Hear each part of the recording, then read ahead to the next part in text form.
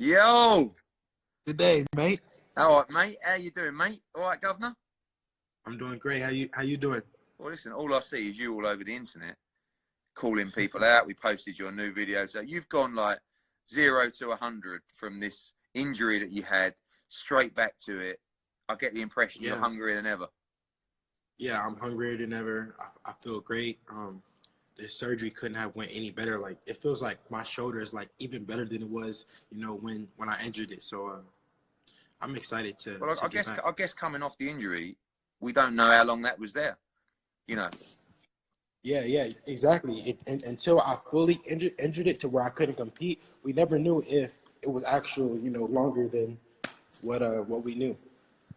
obviously your video today, which was literally calling out absolutely everyone in the division right now.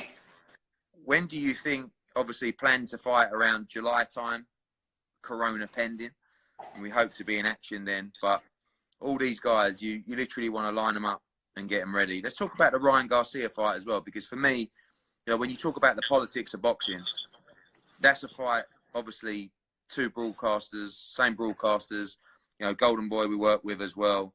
A fight that in reality Dior, should, stop. should be easy to make, but at the same time, it's still very early for you two in your Yeah. careers to be jumping into fights like that. But you're ready, right? I think that is just so many big fights out there that could be made. The Lomachenko, Teofimo, the Gervonta Davis, the Ryan Garcia, the Luke Campbell, the Javier Fortuna. There's so many big fights that out there that we need to start making these big fights happen now, because eventually guys like me, Teofimo, Ryan Garcia, we're eventually gonna move up. So I think it's the perfect time is now. Honestly, like for people that don't know, and I know that there's a lot of talk in boxing, but genuinely, I don't think I've ever met anyone so young who really doesn't have to take those defining fights now. Yeah, Like you, where you like genuinely, it's no bullshit with you. You want yeah, those fights. It's easy to call these guys out. And listen, I know plenty of teams, not normally fighters, but there might be trainers or managers who'll be just calling guys out. But really, behind closed doors, it's like, yeah, but we'll have a couple of more yeah, yeah, fights. yeah, yeah. But We'll just keep building it up, keep yeah, building it up. At that point, I'm ready to make it happen. Like I said, I feel like I'm one of the best fighters in the world, and I'm willing to take on whoever the fans want me to fight.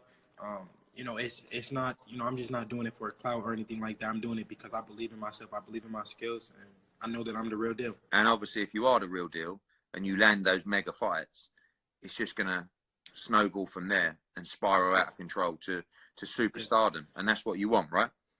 definitely. I mean, you want the finer things in life, Devin. Of I've course. been around you long enough I to know. love money, and I want to get paid, but at the end of the day, I want my name to live on longer than I ever will. I want my name to be mentioned with the greats when it's all said and done. So Where does that line? Where's that line drawn between being that guy who's showing off stacks of hundreds and Lamborghinis and villas to? Because I know you. Like sometimes I see you post stuff, and I might mhm. think like you look quite flashy, but I know you, and I know how hard you've worked. I know about how you started your career in Mexico in Yeah, like literally like dead end venues with your dad, going out there literally like hustling for slots. Where does yeah, that line come from you yeah. between People, being flash and being that role model? Because for me, I want you to be a role model as well. I feel like you're one of yeah. those guys, one of the few guys in America that can genuinely be a role model to the future generation and to the kids as well.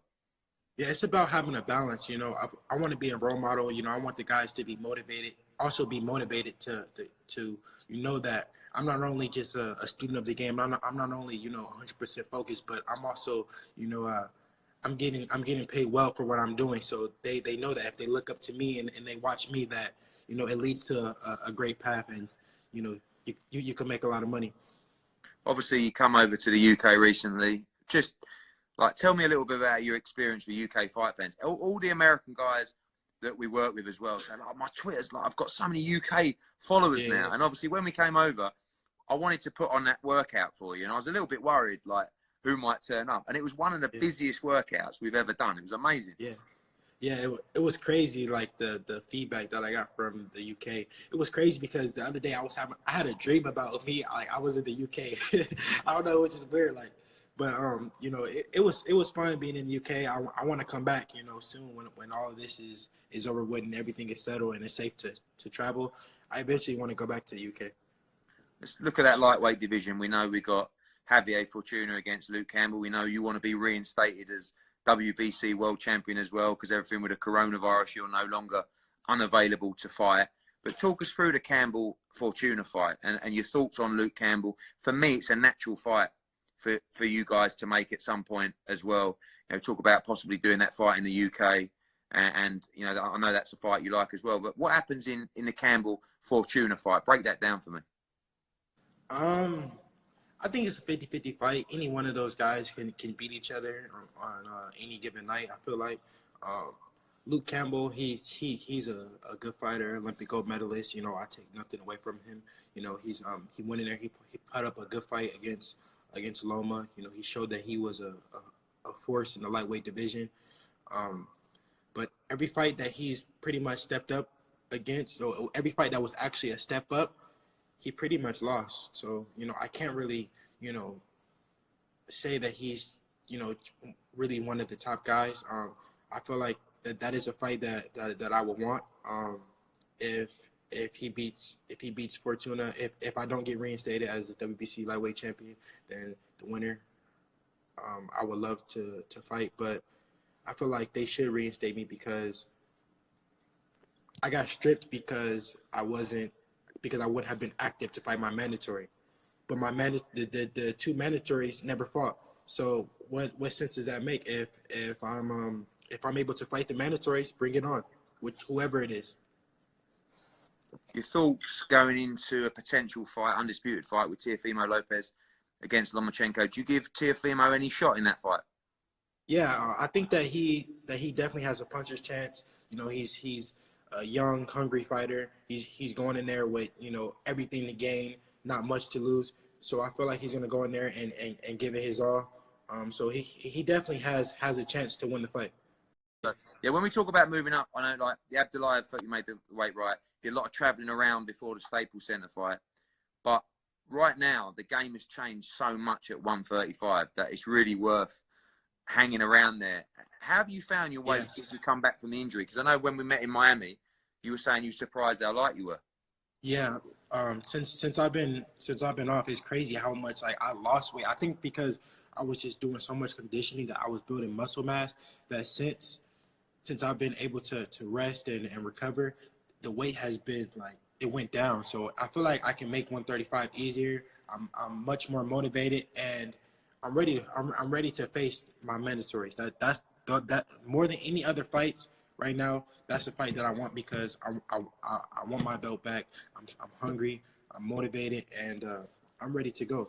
135. I don't even at this point. I don't even want to think about 140. But in time, we know your aspirations are to be a multi-division world champion. How far can we go? 54? Yeah, 54.